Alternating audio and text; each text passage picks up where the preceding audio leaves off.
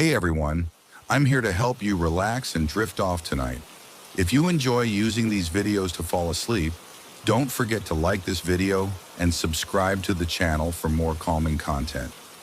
Share where you're watching from and what time it is for you. I'd love to know. Now settle into a cozy spot, take a deep breath, and let's start unwinding together. On a blustery autumn evening, as the wind howled like lost souls through the labyrinthine streets, Elena Moreau stumbled upon a small, forgotten curio shop. Tucked away between a dilapidated bookstore and a shuttered cafe, the shop's window was dusted with the residue of time. Drawn by an inexplicable force, she entered the dim interior. There, amidst shelves crowded with relics and remnants of bygone eras, her eyes were captured by a singular object, a mask crafted from a strange, iridescent material that seemed to shimmer between light and shadow. The mask's features were impossible to define. A visage that was at once human and otherworldly, its expression shifting subtly as if alive. An old ledger, its pages yellowed and fragile, lay beside it.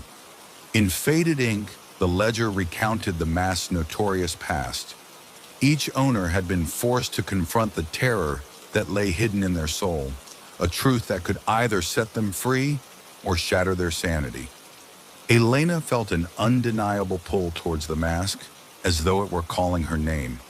With a trembling hand, she reached out, and in that instant, the world around her seemed to fall away. Elena was no stranger to hardship. Having grown up amid whispered rumors and haunted family histories, she had always carried a quiet curiosity about the unknown. The mask, it seemed, was a manifestation of that darkness, a mirror held up to her innermost insecurities and suppressed fears. After acquiring the mask, Elena began to notice subtle changes in her life. At first, it was little things, shadows that lingered too long, reflections in the mirror that did not match her own. But as night fell and solitude took hold, the true nature of the mask began to emerge. When she dared to place it over her face, the room transformed. The familiar surroundings dissolved into an eerie landscape where the edges of reality blurred.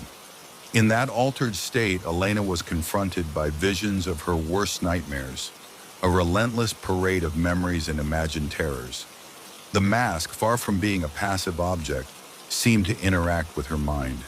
It dredged up images from her past, the loss of a beloved parent, the sting of betrayal, the paralyzing fear of failure. Each vision was a reminder that fear, though often hidden, was an intrinsic part of her identity. One night, unable to resist the lure of the unknown, Elena donned the mask in the privacy of her attic room. The moment the mask settled against her skin, the air grew heavy, and a chill swept over her. In the murk of darkness, she felt as if she were no longer in her own body, but rather an observer in a world constructed by her deepest anxieties. In this spectral realm, the buildings around her twisted into grotesque forms, and familiar faces morphed into expressions of anguish and malice. Shadows danced in unison with her racing heartbeat, each one whispering secrets she had long buried. The mask reflected not just her fears, but also the emotions entwined with them, a raw, unfiltered cascade of sorrow and terror. In that harrowing moment, Elena came to understand that the mask was more than a simple artifact. It was an agent of transformation, offering a chance to confront the hidden recesses of her mind. As days turned to nights and nights into a ceaseless cycle of torment and revelation, Elena realized that the mask exacted a heavy toll. With each use, the visions grew more intense, the boundaries between reality and nightmare increasingly blurred. Friends began to notice the change in her, a distant look in her eyes, the way her hands trembled when she least expected it. Whispers about her strange behavior spread through the neighborhood, and those who once admired her resilience now pitied her fragile state. Yet amid the mounting fear, a spark of determination began to kindle within Elena. The mask had forced her to confront not just the specters of her past, but also the fears that dictated her every decision. The realization was as painful as it was liberating. The mask was not a curse to be shunned, but a catalyst for growth. If she could face the demons it revealed, perhaps she could learn to master them. Desperate for answers, Elena sought the guidance of Professor Adrien Leclerc, a renowned historian known for his expertise in occult artifacts and ancient lore. In his cluttered study, surrounded by towering stacks of dusty tomes and cryptic manuscripts, Adrian listened intently as Elena recounted her experiences with the mask. He explained that the mask had once belonged to an enigmatic figure known only as the Seer, a mystic who had traversed realms of the unseen in search of truth. According to Adrian, the mask was imbued with an ancient magic, a powerful charm designed to force the wearer to confront their innermost fears. Only by acknowledging and understanding these fears could one hope to overcome them. Adrian's words provided Elena with a glimmer of hope. He spoke of a ritual, long forgotten by modern scholars, that might help her harness the mask's power rather than be overwhelmed by it. With a mixture of trepidation and resolve, Elena agreed to embark on a journey that would take her deep into the heart of ancient knowledge and personal transformation. Under the light of a full moon, Elena and Professor Leclerc gathered in a secluded clearing at the edge of an ancient forest. The night was crisp, and the silence was broken only by the distant calls of nocturnal creatures. At the center of the clearing, they prepared for the ritual, a delicate dance between fear and enlightenment. The professor recited incantations from a brittle, leather-bound grimoire, while Elena, mask in hand, stepped into the circle of flickering candlelight. The air was charged with anticipation as she placed the mask over her face. This time, however, she was not alone. Surrounded by the protective energy of the ritual, Elena felt the mask's power intensify. Yet she also sensed a subtle shift, a calming undercurrent beneath the tempest of terror. Visions flooded her mind, as vivid as they were disturbing. She saw herself trapped in an endless labyrinth, chased by shadows that whispered of failure and despair. But as the ritual progressed, Elena began to assert her will. With each recited word and every deep grounding breath, she challenged the images, transforming them into symbols of her resilience. Slowly, the oppressive weight of her fears began to lift, replaced by a newfound clarity. In that moment, she realized that the mask was not an enemy, but a mirror, a tool that could reveal the path to inner strength. Emboldened by the ritual's success, Elena resolved to continue her journey into the depths of her psyche. Night after night, she donned the mask, venturing into the shadowy corridors of her subconscious. Each descent was a harrowing ordeal, a confrontation with the raw, unvarnished truths of her past. Memories long suppressed emerged, the echo of a harsh childhood, the sting of betrayal by a trusted friend, the paralyzing dread of never living up to her own expectations. At first, these visions threatened to overwhelm her, each one a tempest of anguish and regret. But gradually, Elena learned to navigate the labyrinth. With the skills honed during the ritual, she began to see patterns within the chaos. The mask, in its own enigmatic way, was guiding her through the darkness, teaching her that every fear held a lesson and every nightmare was a fragment of her true self. This period of inner turmoil was not without cost. Elena's emotional and physical well-being fluctuated wildly. There were days when the weight of her revelations left her paralyzed with despair, and nights when the masked visions ignited a fierce determination to change. Yet each trial brought her closer to a profound understanding of herself, as if the mask were slowly peeling away the layers of pretense and denial that had long concealed her authentic soul. The culmination of Elena's journey came on a bitterly cold winter's night. Alone in her modest apartment, with the wind rattling against the window panes, she prepared for what she knew must be the final confrontation with her deepest fear. With trembling hands, she retrieved the mask and stood before a full-length mirror. Tonight, she would face not just the visions conjured by the mask, but the very essence of her terror. As she placed the mask upon her face, the room dissolved into an ethereal realm, a vast, dark void punctuated by flickering images of her past and present. In the center of this void, a spectral figure materialized. It was a manifestation of everything that haunted her, the personification of her self-doubt, her failures, her hidden insecurities. The figure's eyes were filled with sorrow, yet they glowed with a challenge, a silent dare for Elena to confront the truth. For what felt like an eternity, the two stood locked in a silent struggle. Elena's heart pounded as she summoned every ounce of courage. In a voice that trembled but grew stronger with each word, she spoke to the apparition. "You are not my enemy. You are a part of me, a reminder of the pain I have endured and the strength I have gained. I will no longer hide from you." In that declaration, the spectral figure began to dissolve, its form dissipating like mist in the morning sun. As the vision faded, so too did the overwhelming terror that had once threatened to consume her. The mask, now silent and inert, rested against her face, a relic that had served its purpose. In the days that followed, Elena felt a profound transformation.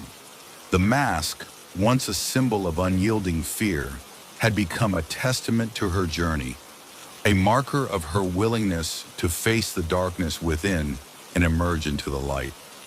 Though the memories of her struggles remained, they no longer held the power to paralyze her. Instead, they served as stepping stones on the path to self-acceptance and growth. Elena began to share her story with others, becoming a mentor to those tormented by their own inner demons. She organized gatherings where individuals could speak freely about their fears, learning that vulnerability was not a weakness but a strength, a bridge to understanding and healing.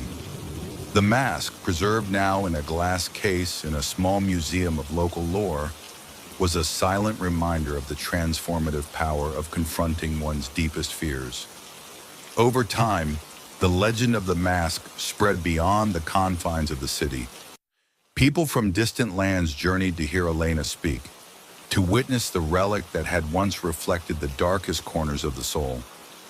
In each retelling of her tale, the mask became a symbol of hope, a beacon for those who sought to reclaim their lives from the grip of fear. Years later, as Elena's hair turned silver and her eyes shone with the wisdom of lived experience, she would often sit by her window watching the twilight descend over the city. In those quiet moments, she reflected on the journey that had begun with a single, mysterious encounter in a forgotten curio shop. The mask had been both a curse and a blessing, a tool that forced her to confront the raw truths of her existence, and in doing so, revealed the boundless strength of the human spirit. The legacy of the mask endured long after Elena's days on Earth had passed. Her story was woven into the fabric of the community, a constant reminder that the shadows we fear can be transformed into guides on the path to enlightenment. The mask remained, a silent guardian of secrets and a catalyst for change, waiting for the next soul brave enough to look upon it and discover the power within. In a modest lecture hall at a local university, a young student named Adrian listened intently as a professor recounted the tale of the Mask of Shadows. The story, rich with both sorrow and triumph, resonated deeply within him. Like Elena before him, Adrian harbored his own hidden fears and doubts, a turbulent mix of insecurity and unfulfilled potential. Inspired by the legacy of the mask and the courage it had instilled in countless individuals, Adrian vowed to explore the depths of his own psyche. He began a journey of self-discovery, determined to confront the fears that had long held him captive. And as he embarked on this path, he often recalled the words of Elena, "In the face of darkness, the light within you burns brightest." Though Adrian never found the mask itself, its legend served as a guiding star, a reminder that every shadow hides a lesson, and every fear can be transformed into a stepping stone toward a new dawn. The tale of the Mask of Shadows lived on, a timeless fable of transformation, courage, and the enduring power of self-acceptance. Thus, the story of the mask that reflected the wearer's fears became more than a legend. It was a testament to the transformative journey of confronting one's innermost demons. In every whispered recounting, in every tear shed, in every smile reclaimed, the mask's true power was revealed, not in the terror it once invoked, but in the hope it inspired to overcome, evolve, and embrace the light beyond the darkness. In the cluttered attic of an old estate on Maple Street, young Clara Reynolds uncovered a dusty wooden case that had long been forgotten. Among the cobwebs and relics of bygone eras lay a violin, its varnish faded, but its form elegant and timeless. Intrigued by its delicate craftsmanship and the aura of mystery that seemed to hover about it, Clara carefully lifted the instrument from its resting place. As she drew her bow across the strings, a soft, lilting melody filled the room. A melody that felt intimately familiar, as if it were crafted just for her. From that very first note, Clara sensed that this violin was no ordinary instrument. Its music carried whispers of past joys and sorrows, of dreams deferred and hopes renewed. And yet there was a spark of magic in every chord, a promise that this violin could reveal hidden parts of one's soul. Word of Clara's discovery spread quickly through the town. Villagers, each with their own burdens and aspirations, flocked to hear the violin's enchanted tunes. There was old Mr. Bennet, whose weathered face belied a youthful heart full of lost love. Shy Amelia, who longed to break free from the chains of self-doubt, and even the reclusive poet Julian, who carried his melancholic verses like a shroud. Each person who listened found that the violin's song was unique, a melody that seemed to echo the listener's inner world. For Mr. Bennet, the tune was reminiscent of the vibrant dances of his youth, the rhythm evoking memories of a long-ago romance. For Amelia, the notes were a gentle encouragement, a soft melody that urged her to step beyond her comfort zone. And for Julian, the music was a haunting ballad, a reminder of the beauty hidden within his solitude. As the violin continued to enchant the townsfolk, an elderly storyteller named Mrs. Alder began to share the legend behind the instrument. According to her, the violin was crafted by a mysterious artisan centuries ago, during an age when magic was woven into everyday life. It was said that the artisan had imbued the violin with a singular gift, the ability to resonate with the listener's innermost emotions. No two tunes would ever be the same, for each melody was a reflection of the heart that heard it. The legend spoke of a prophecy, a time when the violin would reappear in a world desperate for hope, its music capable of healing wounds that no remedy could mend. And so with each performance, the violin rekindled lost dreams and mended fractured hearts, its magical harmonies offering solace to those who needed it most. In the heart of the town square, beneath an ancient oak whose branches seemed to cradle the sky, the townsfolk gathered for a special concert. Clara, now more confident in the violin's power, had arranged an evening performance to celebrate the instrument's mysterious legacy. People came from near and far, each drawn by the promise of a personal revelation through music. As the twilight deepened and the first stars began to shimmer, Clara raised her bow. In that hushed moment, the violin sang a note that vibrated with the collective heartbeat of the gathered souls. One by one, each listener closed their eyes, and in the depths of their minds, they experienced a tune crafted uniquely for them. For some, it was a joyous symphony that revived long-forgotten childhood memories. For others, it was a somber dirge that soothed the pain of loss. And as the music swelled, it became clear that the violin was not merely playing notes. It was weaving a tapestry of hope, resilience, and unity. In the weeks that followed, the violin continued its silent work of transformation. Mr. Bennet began writing letters to a love lost many years ago, finding in his renewed memories the courage to seek forgiveness and perhaps a new beginning. Amelia, emboldened by the violin's gentle encouragement, stepped onto a stage at a local festival and performed a piece that left the audience in awe. Even Julian, who had long withdrawn into the shadows of his own melancholy, started to pen poetry that spoke of both sorrow and beauty, his verses imbued with a newfound light. Each person's journey was deeply personal, yet intertwined by the common thread of the violin's magic. It seemed that, with every note, the instrument offered not only a mirror into one's soul, but also a path toward healing and self-discovery. One crisp autumn evening, as leaves danced in the wind, a stranger arrived in town. Clad in a long, dark coat and carrying a weathered suitcase, he introduced himself as Maestro Lorenzo.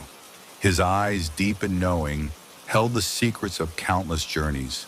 He had heard the whispers of the enchanted violin and sought to witness its magic for himself. Lorenzo was a master of music, having traveled the world in search of instruments with storied pasts and souls of their own. When he saw the violin in Clara's hands, he recognized its rare gift immediately. Over a cup of steaming tea in a cozy parlor, he recounted tales of similar instruments he had encountered. A lute that sang of the sea, a harp that echoed the laughter of angels. He explained that such instruments were not meant to be confined to the shadows of legend. They were meant to inspire, to remind humanity of its capacity for empathy and wonder. Under Lorenzo's mentorship, Clara learned to listen even more deeply, not just to the notes of the violin, but to the hearts of those who heard it. Together, they organized intimate gatherings where music and conversation melded into a celebration of life's myriad emotions.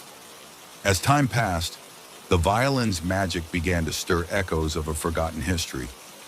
Among the archives of the town's old library, Clara and Maestro Lorenzo uncovered letters and diaries that spoke of an era when the violin had been revered as a sacred relic. One faded journal described a ritual where, during a rare celestial alignment, the violin would reveal visions of the future to a chosen few. The journal hinted that this revelation was a guide for the town, a way to navigate through times of hardship and change. Inspired by these accounts, Clara organized a special night during the next celestial event.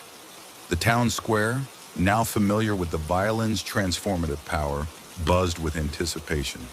As the skies shimmered with a rare cosmic glow, Clara took her place at the center of the gathering.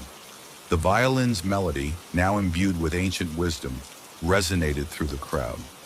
In that moment, each listener saw visions of hope, a future where unity and compassion triumphed over despair.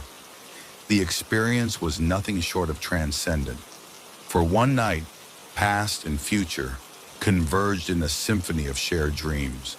And though the vision faded with the breaking dawn, its impact lingered, inspiring the townsfolk to work together to build a brighter tomorrow. Not all who encountered the enchanted violin found solace. As with any powerful magic, there were those for whom the music stirred deep-seated fears and unresolved conflicts.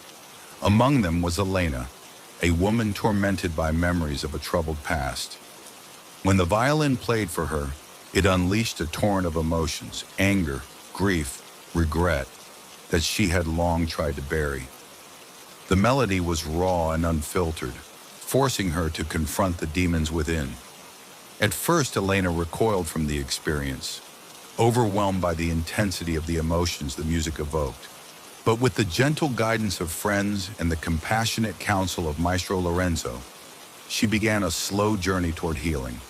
She attended the gatherings, shared her story, and eventually learned to accept the bittersweet notes of her past as integral parts of her identity. In time, the violin's tune for her transformed from a lament to a ballad of resilience, a tribute to the strength it took to embrace one's own vulnerabilities. The enchanted violin became more than a mystical artifact. It evolved into a symbol of transformation. The town, once a quiet, unremarkable place, found itself reinvigorated by the collective experience of its people. New friendships blossomed, old grudges softened, and the community learned to cherish the beauty of individual stories, no matter how complex or painful they might be. Clara, now recognized not only as the keeper of the violin, but also as a beacon of hope, dedicated herself to using the instrument's magic to foster understanding and connection. She organized workshops where people could share their stories through music, art, and written word. These gatherings grew into a vibrant cultural movement, drawing visitors from far-off places, all eager to experience the violin's unique power firsthand. Years turned into decades, and the enchanted violin continued to play its ever-changing tune. Each new generation that encountered the instrument added another layer to its legacy. Children grew up with the belief that the violin was a guardian of their dreams, a reminder that every heart held a unique melody waiting to be discovered. Clara, now older and wiser, often found herself reflecting on the journey that began in that dusty attic so long ago. The violin had not only changed her life, it had transformed an entire community. Its music had taught them that pain and joy, sorrow and hope, were all interwoven strands in the tapestry of life. Maestro Lorenzo, whose own journey had taken him to the far corners of the world, eventually passed on his knowledge to a new generation of musicians, ensuring that the magic of the enchanted instruments would never fade. His final lesson to Clara was simple yet profound. In every note, there is a story. In every melody, a piece of your soul. Cherish them and let them guide you. On a crisp spring morning, as the town celebrated its annual festival of renewal, the enchanted violin was placed in a glass case in the town's museum, a symbol of the enduring power of music and human connection. Yet even as it rested behind the protective glass, those who believed in its magic knew that the violin's true spirit was free, alive in the hearts of everyone it had touched. In quiet moments, when the sun dipped low and the air shimmered with the promise of dusk, some swore they could hear a faint melody drifting through the museum halls, a personal tune played just for them. And so, the legend of the violin that played a different tune for each person lived on. A timeless reminder that every soul is unique, every story precious, and every note a stepping stone on the endless journey of self-discovery. Thus, the enchanted violin became more than just an instrument. It was a living legacy, a testament to the transformative power of art, and a gentle invitation for every individual to listen closely, embrace their own melody, and share it with the world. Marianne Hastings, a young historian with a passion for forgotten lore, had spent her early years enthralled by the stories of Hollow's End. Every time she visited her grandmother's attic, hidden among dusty photo albums and faded letters, she would find a reference to the mansion on Briar Lane. The mirror, as it was called, had been a part of the mansion since time immemorial, a relic of an age when magic and mystery intertwined with everyday life. The local legend told that the mirror did not reflect what was in front of it at midnight. Instead, it revealed the secret self, the person's hidden past, their true desires, or even a glimpse of another life entirely. Some said it was cursed, others claimed it was blessed. For Marianne, it was an irresistible invitation to uncover the truth behind the myth. When Marianne received word that she had inherited the mansion from a distant relative, she could scarcely contain her excitement. With trembling hands, she took the rusted key and set out for Briar Lane, her mind already swirling with possibilities. The mansion was a grand structure, its stone facade cloaked in ivy and mystery. Inside, the air was heavy with the scent of old wood and memories long past. Exploring room after room, Marianne discovered relics of a bygone era. A dusty piano that still produced a faint melody when touched by moonlight. Faded portraits that seemed to watch her every step. And finally, a door leading to a secret chamber. Behind this door lay the mirror, hidden under a velvet cloth as if it were a priceless artifact meant to be kept safe from prying eyes. That very night, after setting up her modest quarters within the mansion, Marianne prepared for her first encounter with the mysterious mirror. As midnight approached, she could hardly sleep. the anticipation coiling in her stomach like a living thing. With a deep breath, she drew back the velvet drape and faced the mirror head-on. At first, nothing seemed amiss. The polished silver frame, adorned with intricate carvings of twisting vines and mysterious symbols, reflected her wide, curious eyes. But as the clock's hands converged on midnight, a subtle change began. Her reflection wavered like a candle flame in the wind, and slowly, the image in the glass transformed. Where once stood Marianne, there now appeared a woman with eyes filled with sorrow and determination. A reflection that seemed to belong to another era, a life full of trials and unspoken secrets. Marianne's heart pounded in her chest. Was it a trick of the light? Had the passage of time in the mirror revealed a hidden truth about herself? The questions echoed in the silent chamber, unanswered and insistent.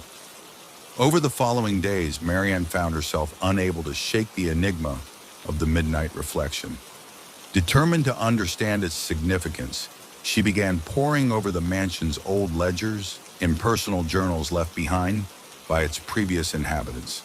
In a leather-bound diary tucked away in a forgotten corner of the library, she uncovered entries that hinted at a long-lost family secret. The diary belonged to Eleanor Blackwood, an ancestor whose name was woven into the very fabric of the mansion's history. Eleanor wrote of love and betrayal, of a pact made under the cover of darkness, and of a mirror that could reveal one's true essence. Her words hinted that the mirror was not merely an object of vanity, but a portal to the past, a way for the soul to communicate across the boundaries of time. Driven by the need for answers, Marianne decided to experiment. Each night, as the clock in the grand hall told midnight, she would stand before the mirror, speaking softly to the apparition that appeared. "Who are you?" she would ask, her voice trembling between hope and fear. And each night, the reflection offered a silent response, a flash of memories, a fleeting image of a different life. Sometimes she saw herself in a simpler time, surrounded by familiar faces that were long gone. Other nights, the mirror revealed visions of a life filled with heartbreak and regret, as if the reflection was an alternate version of her, one shaped by choices not taken. The mirror became her confidant, an enigmatic friend who held the key to understanding the dual nature of her soul. One moonlit night, as a soft rain pattered against the old mansion's windows, Marianne heard a melody drifting through the halls.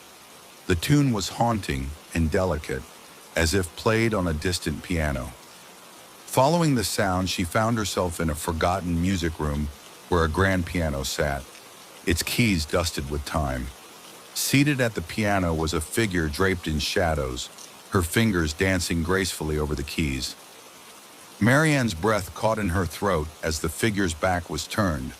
But when the music ended and the figure slowly turned, Marianne saw the same sorrowful eyes that greeted her in the mirror. The mysterious pianist, as if aware of Marianne's presence, smiled wistfully before vanishing into the night, leaving behind an echo of the melody.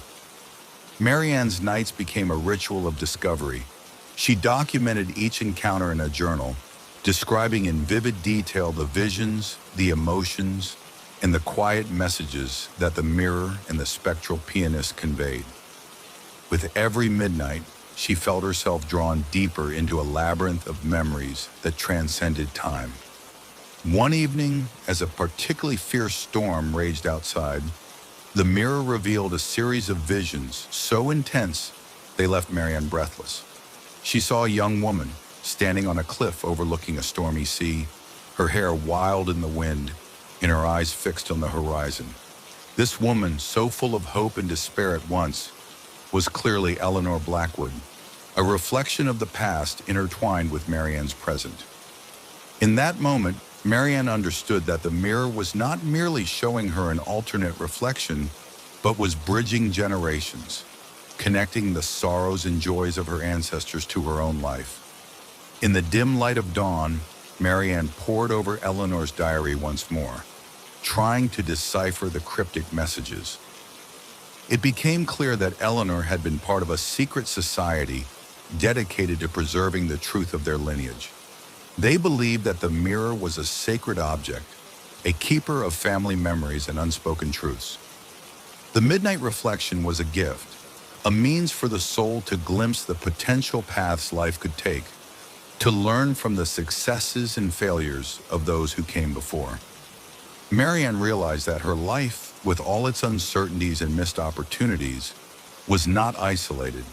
Instead, it was interwoven with a tapestry of lives that had faced similar crossroads. The sorrowful reflection was a reminder that every choice had consequences, and that the key to unlocking a fulfilling life lay in embracing both the light and the shadow within. Armed with this new understanding, Marianne began to see the mirror not as a harbinger of doom, but as a guide. Each midnight encounter became a lesson in self-reflection, a dialogue with the self that could have been, a mirror of her innermost truths. She learned to accept the parts of herself she had long ignored, the yearning for adventure, the sting of past regrets, and the courage to forge a new path. Marianne's nights grew less solitary as she welcomed the wisdom of the mirror into her daily life. She started to paint again, capturing the elusive images that the midnight mirror offered. And each brushstroke was an act of redemption, a merging of the past and the present. The mansion on Briar Lane transformed from a relic of forgotten time into a sanctuary of creativity and introspection. Seasons changed, and Hollow's End began to wake from its long winter of silence. Marianne, now more in tune with herself than ever, held an exhibition of her paintings in the town's modest gallery. The portraits were not merely representations of the physical world, but vivid expressions of inner life. The triumphs, the sorrows, the fleeting moments of beauty that could only be captured by one who had seen beyond the ordinary. Visitors to the exhibition found themselves drawn to a particular painting, a portrait of a woman with eyes that shimmered with both joy and melancholy, a reflection that seemed to change as the viewer moved. It was as if the painting itself held a secret, an echo of the mirror's midnight magic. Many left the gallery with a sense of wonder, pondering the mysteries of their own hearts. Years later, as Marianne's hair turned silver, and the mansion on Briar Lane once again echoed with the silence of solitude, the legend of the midnight mirror continued to inspire those who dared to look within. The mirror, still hidden behind its velvet drape, awaited the next seeker, a soul brave enough to confront the truths hidden in the depths of time. Marianne often sat by the window, her gaze drifting towards the old mansion, a smile playing on her lips as she remembered the nights when the mirror whispered its secrets. She knew that every reflection, every vision, was a reminder that life was a tapestry of infinite possibilities. The mirror had not only shown her a different reflection at midnight, it had revealed the beauty of embracing every facet of one's being, a lesson that transcended time and space. In the quiet moments before dawn, as the first rays of sunlight broke through the lingering darkness, Marianne whispered a silent thank you to the mysterious mirror. Its reflection, ever shifting yet timeless, had been her guide through the labyrinth of memory and desire. And in that thank you lay the promise of new beginnings, a promise that, no matter how many midnight reflections one saw, there would always be another chance to discover the self anew. Thus, the legend of the midnight mirror lived on, an eternal testament to the power of introspection, the beauty of transformation, and the unyielding truth that every soul carries within it, the light of 1,000 hidden dawns. Every autumn, as the leaves turned brilliant hues of red and gold, the air in Elder Grove grew thick with anticipation and fear.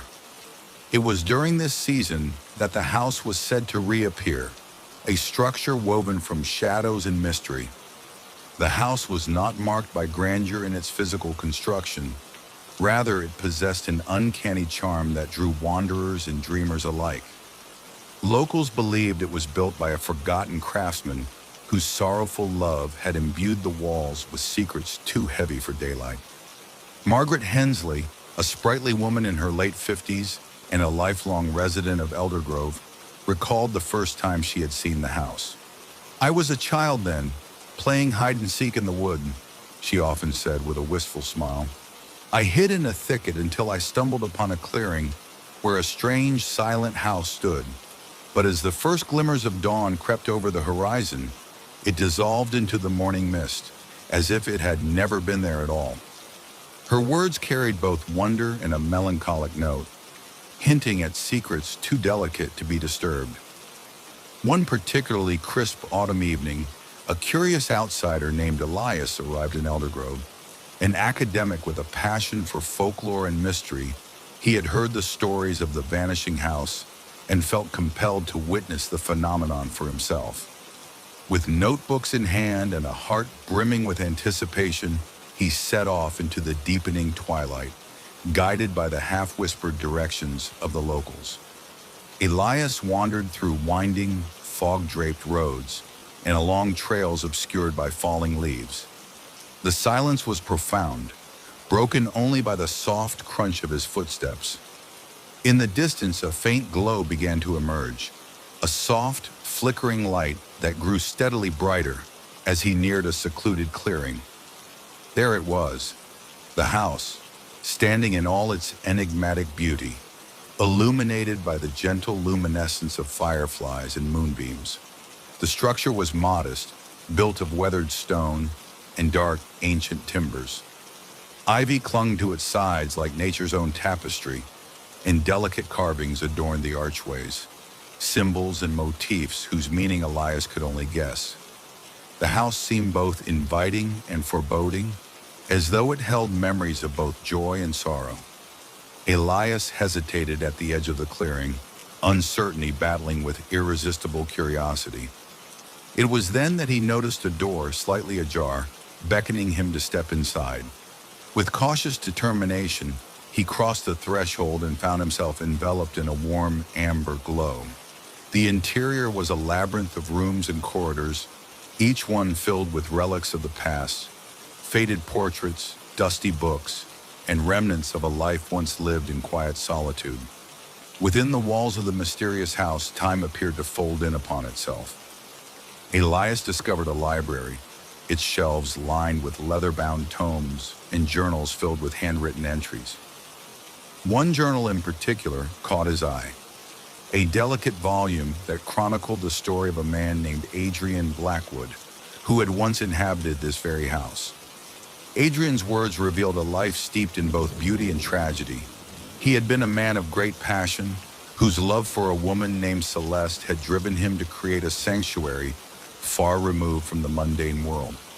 Celeste, a spirit as elusive as the morning mist, had been a muse and a mystery in her own right. Their love was forbidden, condemned by the strictures of society, and as their affair blossomed in secret, so too did the supernatural aura that enveloped the house. According to the journal, the house was built as a refuge from the harsh judgments of the world, a place where love could flourish unburdened by the expectations of others. Yet as their passion reached its zenith, tragedy struck. A misunderstanding, fueled by the envious whispers of neighbors and the rigid hand of fate, led to Celeste's untimely demise. In his grief, Adrian sought solace in the ancient arts, attempting to bind Celeste's spirit to the very fabric of the house, so that their love might transcend the boundaries of life and death. For a time it seemed as though his desperate wish had been granted. Celeste's presence lingered in every corner of the home, a gentle lullaby in the wind, a fleeting shadow on the wall. But as dawn approached each day, the house would vanish, taking with it the spectral echoes of their past. Adrian's final entry in the journal spoke of a fateful night when the house, no longer able to contain the sorrow and longing within its walls, was doomed to disappear with the light. His words ended abruptly, leaving behind an unfinished sentence that echoed in the silence.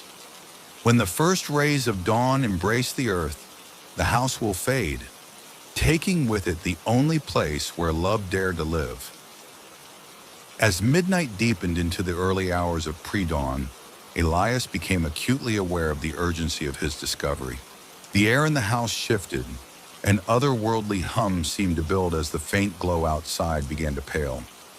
Realizing that time was slipping away, he hurried back to the door from which he had entered. Outside, he could see the horizon lightening, a pale blue that signaled the impending arrival of day. Elias stepped back into the clearing and, with a mixture of hope and dread, watched as the outline of the house began to shimmer and blur. It was as if the structure was caught in a dream, its form wavering like a reflection in disturbed water. In those final moments, he thought he saw figures moving behind the windows, fleeting, sorrowful silhouettes that whispered of lost love and forgotten promises. Then, almost as quickly as it had appeared, the house began to dissolve into the morning mist, leaving nothing but an empty clearing and the lingering scent of old wood and bittersweet memories. In the days that followed, Elder Grove buzzed with whispers of Elias's encounter. Some dismissed his experience as a trick of the light or the product of an overactive imagination, while others believed he had glimpsed a truth that lay far beyond the ordinary. Elias, forever changed by what he had witnessed, dedicated himself to uncovering the mysteries of the vanished house. He scoured the library for old maps, spoke with the eldest residents of the town, and pieced together every scrap of lore he could find.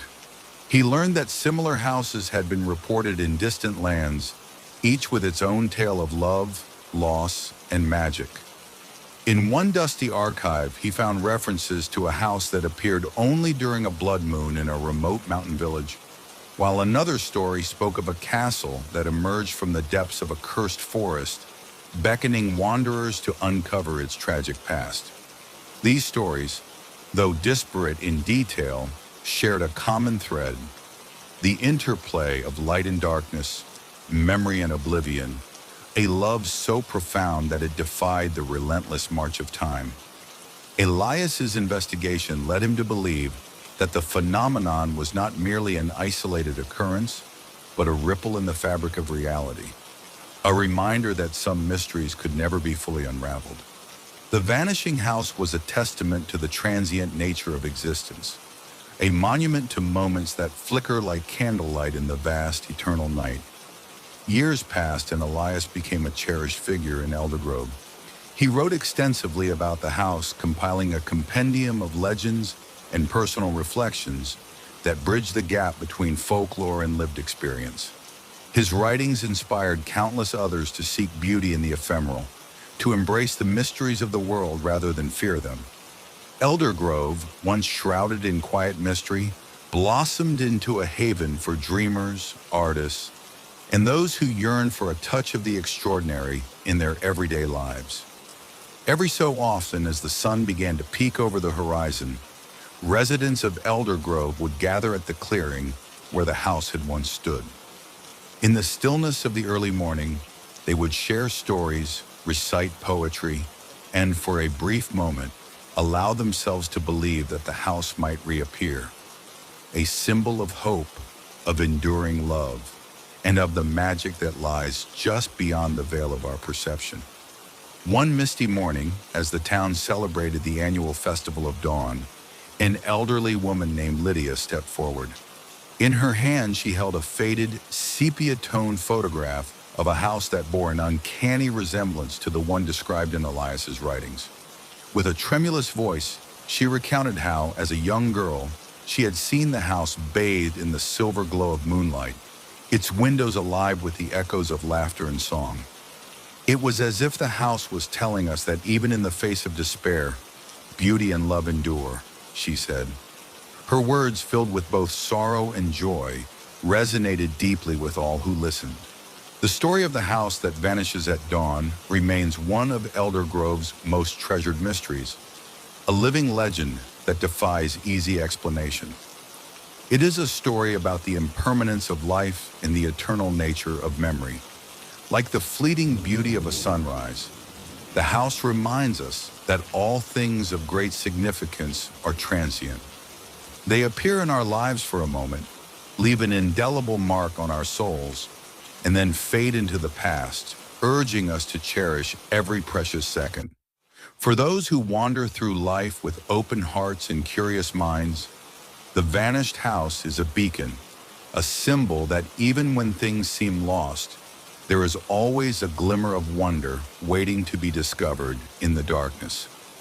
And so, under each dawning sky, as the first rays of light break through the mist, the spirit of the house lives on in every whispered legend, every heartfelt memory, and every dream that dares to defy the ordinary.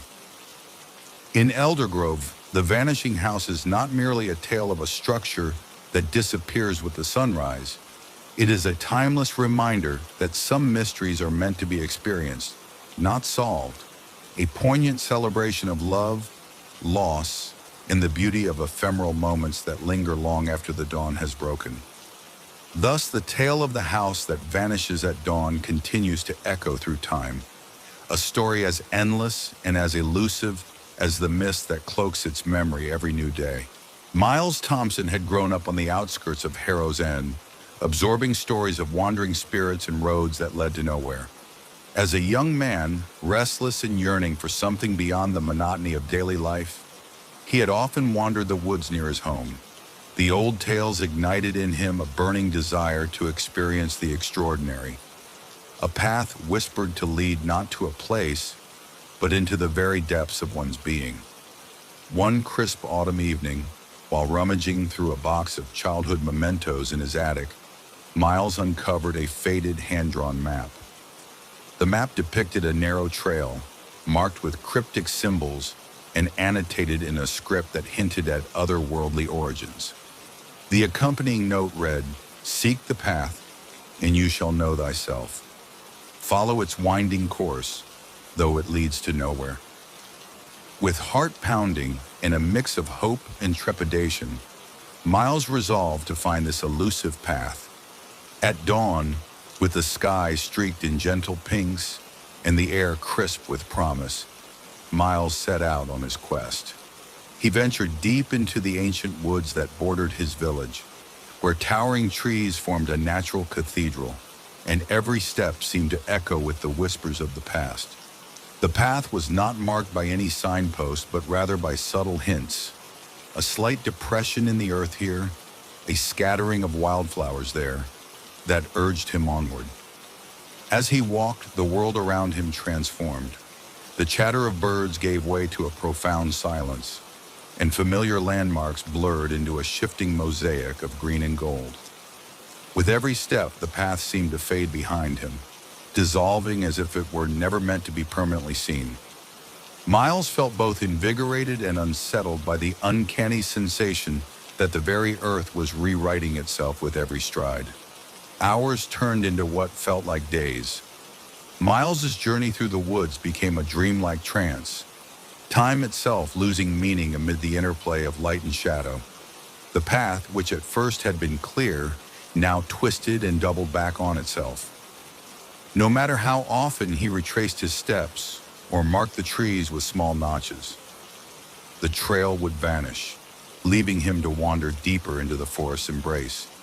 In the stillness, he began to notice other peculiarities. The gentle breeze carried murmurs that seemed almost like echoes of voices long forgotten.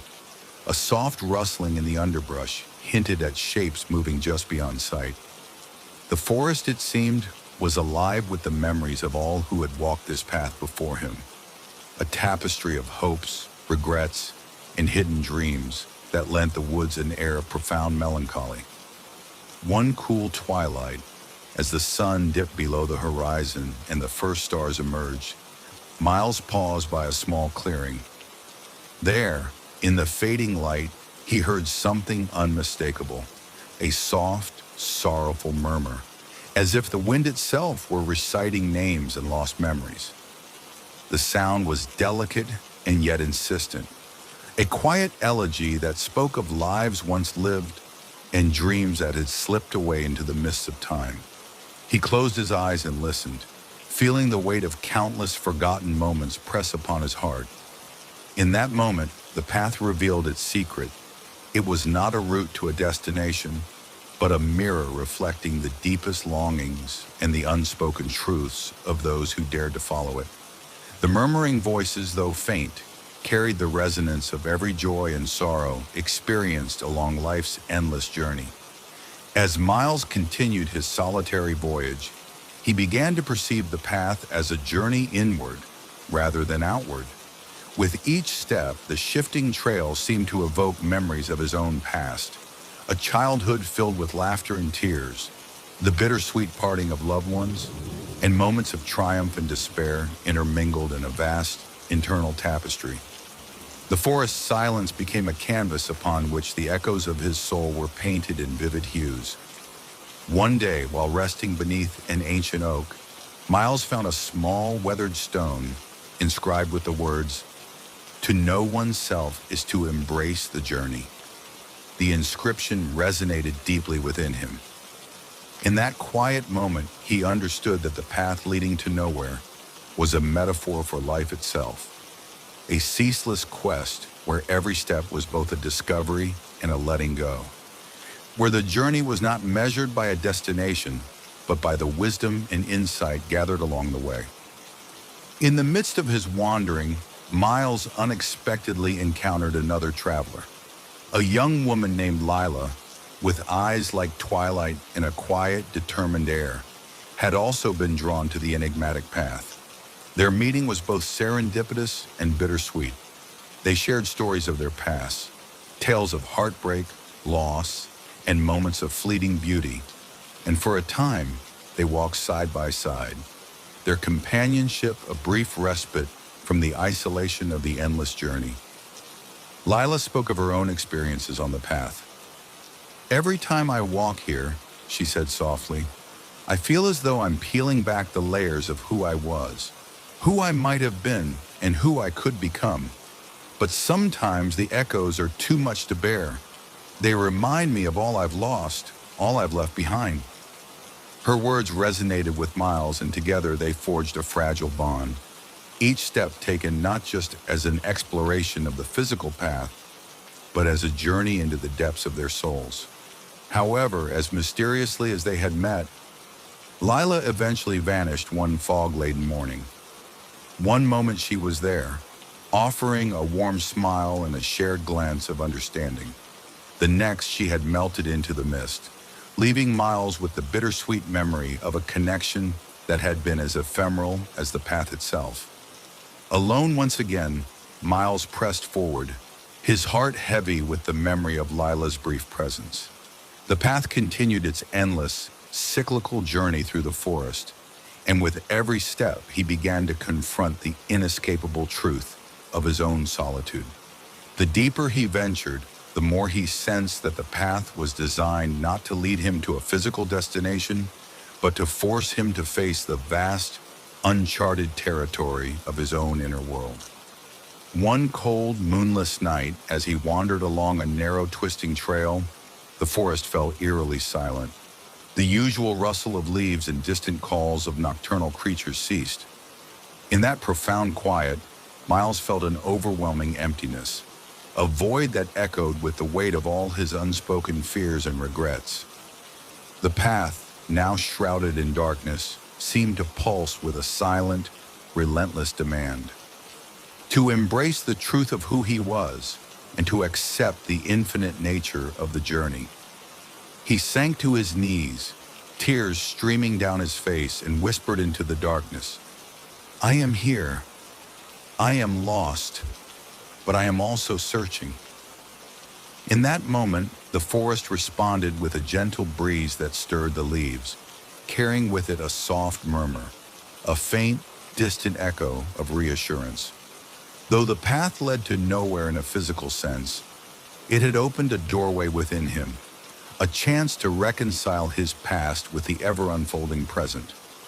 Over time, Miles began to see the beauty in the path's endlessness. Each day was a new chapter in a never-ending story, a mosaic of fleeting moments, each one precious in its impermanence. He learned that the path was not a curse, but a profound lesson in the art of living. Its ever-shifting nature taught him that every experience, every memory, and every sorrow was part of a vast, unending tapestry of existence.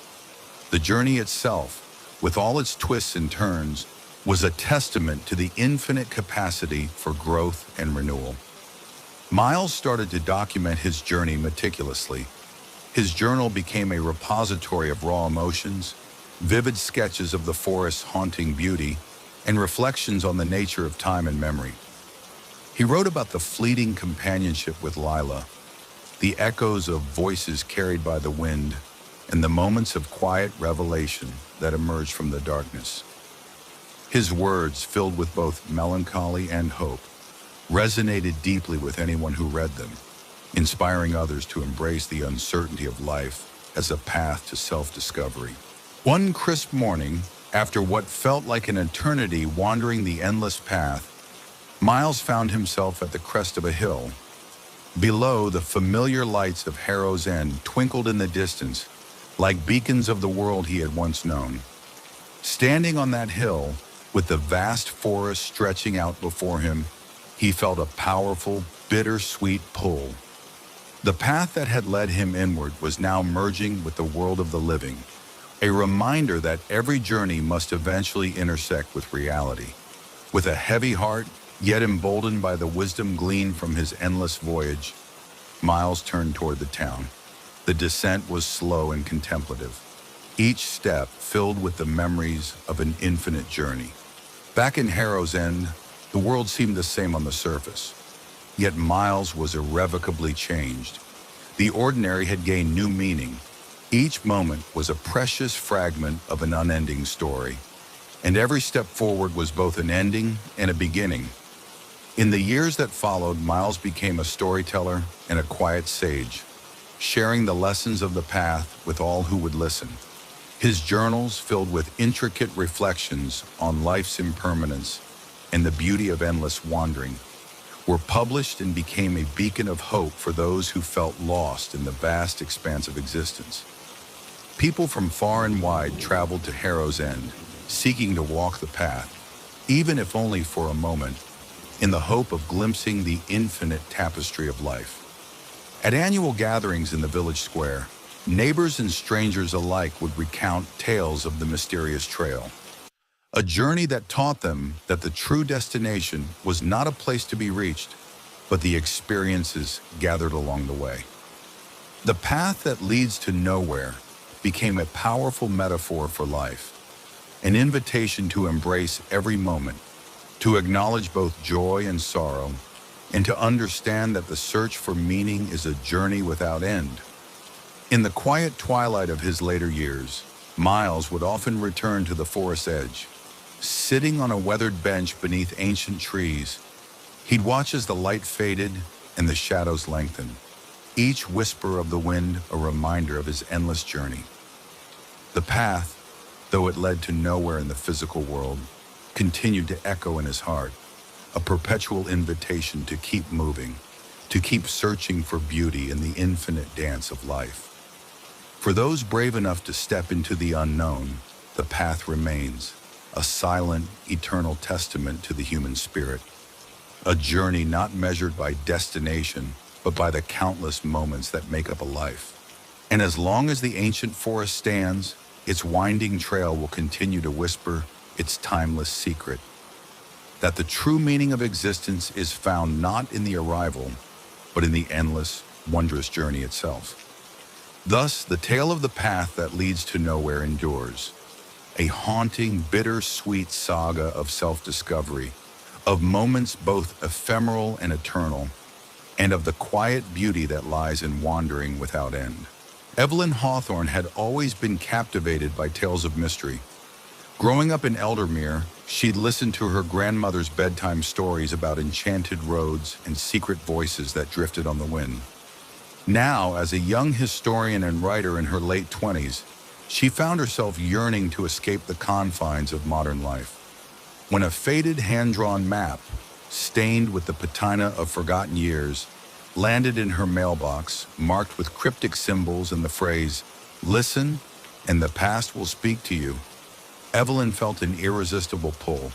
She packed her notebook, a trusty recorder, and a well-worn camera and set out one misty morning toward the ancient road that wound along the outskirts of her village. With every step on the gravelly pavement, she felt the stirring of something ineffable, a presence that was neither entirely past nor entirely present, but a whisper of what once was.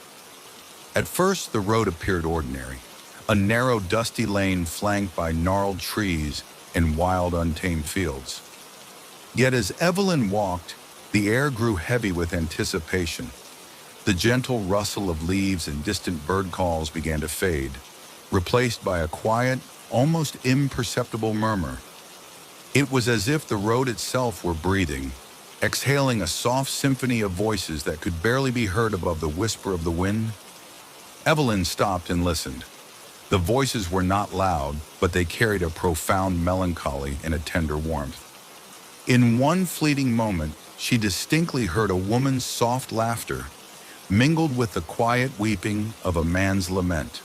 The road spoke of secrets, of a family torn apart by time, of battles fought in shadows, of loves lost and promises made beneath the silver glow of the moon. Each sound was a fragment of a story, a memory hidden within the folds of time.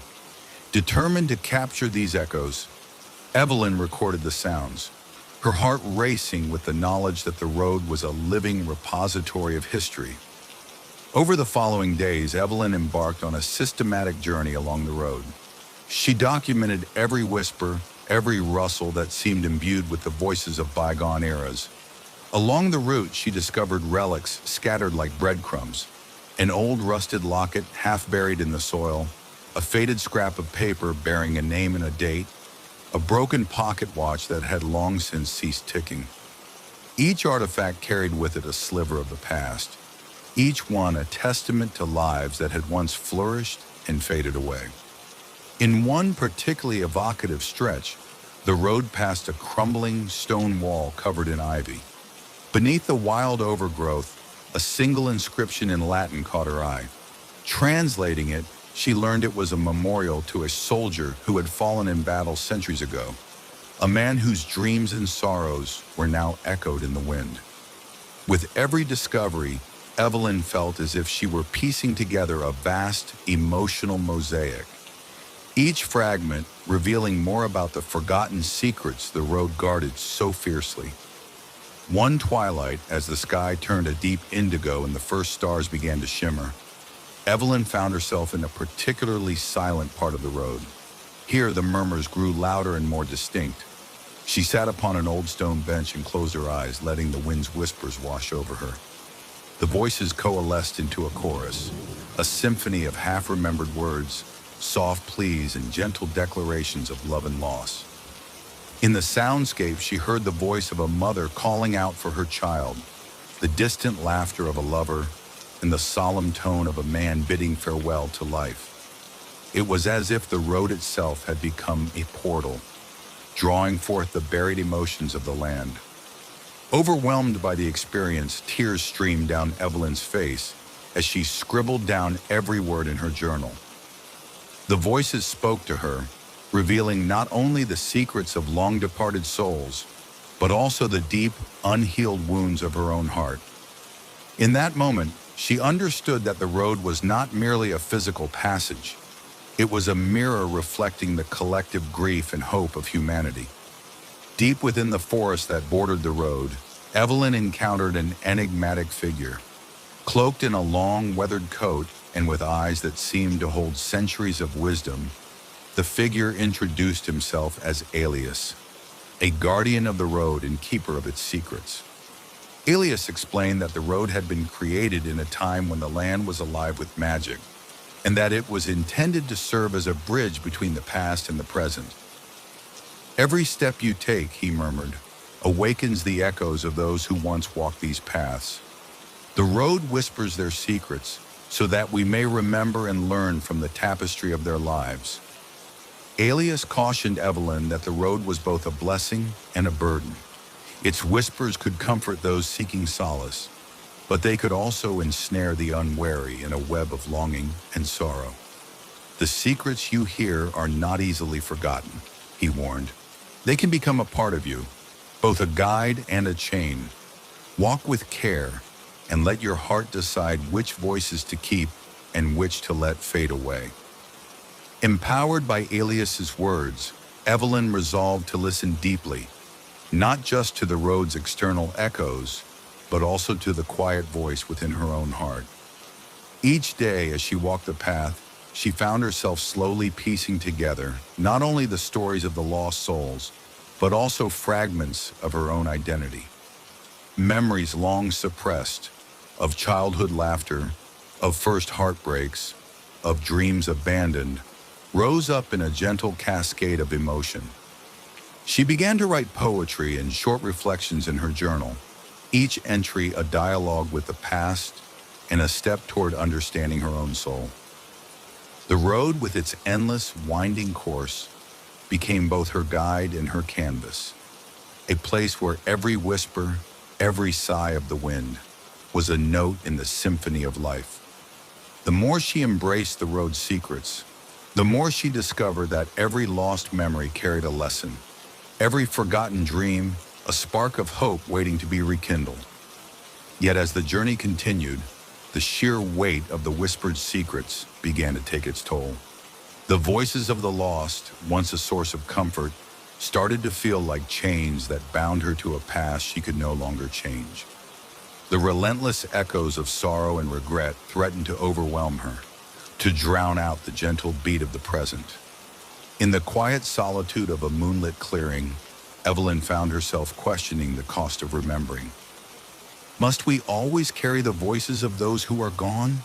she whispered into the night, her heart aching with the burden of countless lost souls. The road, in its infinite wisdom, offered no simple answers. It simply continued to whisper, indifferent to the pain it stirred. The delicate balance between memory and moving forward became a tightrope on which Evelyn teetered. Each step a struggle between clinging to the past and forging a future unburdened by sorrow. One crisp autumn evening, as the first leaves began to fall and the sky blushed with the soft hues of impending dusk, Evelyn found herself in a clearing where the whispers took on a new quality. The voices, which had once been laden with melancholy, now carried a note of gentle resolution, as if the road were urging her to transform her grief into a source of strength.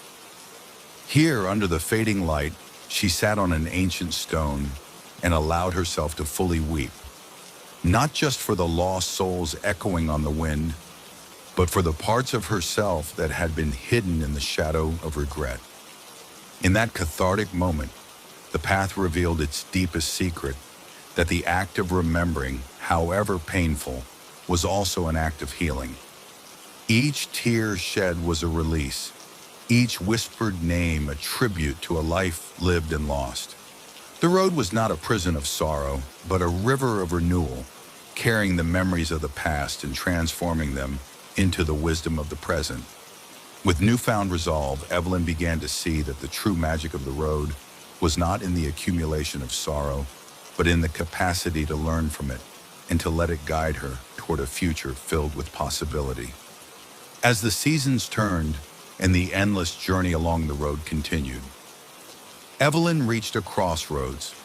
The path before her, shrouded in perpetual twilight and echoing with the voices of the lost, presented her with a profound dilemma. Should she continue to walk this endless road, forever absorbing the whispered secrets of the past? Or should she turn back to the world of the living, a world where the future was unwritten and the weight of memory could be set aside for a time? In the quiet hours before dawn, as the wind sang its mournful tune and the first light of day hesitantly pushed back the shadows, Evelyn found herself standing at the edge of the trail. The decision was not easy. The road had become an inseparable part of her. Its echoes had become entwined with the very fabric of her soul. Yet she knew that to remain forever lost in the labyrinth of memory would be to forsake the possibility of new beginnings. With a heavy heart, she made her choice. She would carry the lessons of the road with her, but she would step back into the world of the living and allow herself the chance to build a future unburdened by endless recollection. As she turned away, the whispers of the road faded softly, as if in farewell, a promise that she would always carry its legacy within her. Years later, long after the path had receded into the mists of memory, Evelyn emerged as a changed soul. Her journal, filled with poetic musings and the haunting echoes of the road, became a cherished record, a legacy of an endless journey that taught her that life is not defined by its destinations, but by the courage to wander, to feel, and to grow. Evelyn became a storyteller and a mentor in Harrow's End. She gathered those who felt lost or burdened by the weight of their own memories and shared with them the lessons of the vanishing path. Together, they learned that every step taken on that endless road was a piece of an eternal mosaic, a tapestry woven from both joy and sorrow, of beginnings that emerge from endings, and of the quiet, resilient beauty of the human spirit. The legend of the path that leads to nowhere was passed down through the generations, a tale of mystery, introspection, and the courage to embrace life's endless, unpredictable journey. In every whispered breeze that rustled through the ancient forest, in every shadow that danced on the ground, there was a reminder that the true destination is not found at the end of a path, but within the journey itself. In the soft twilight of a crisp winter's eve, as the last vestiges of sunlight faded into a tranquil, starry night, Evelyn sat upon a weathered bench at the edge of the forest. The path was no longer visible, a mere echo of the journey that had once guided her. Yet in her heart, the memories of every step, every whispered secret, and every bittersweet moment lived on. She closed her eyes and listened to the wind, now gentle and familiar, and in its quiet murmur, she heard the promise that the journey never truly ends. Thus the story of the path that leads to nowhere endures, a haunting, bittersweet chronicle of wandering souls, endless introspection, and the eternal truth that our lives are defined not by the destinations we reach, but by the journeys we dare to undertake. For as long as there are hearts brave enough to wander and minds willing to dream, the path will continue to whisper its timeless secret, that in every step lies the infinite possibility of becoming.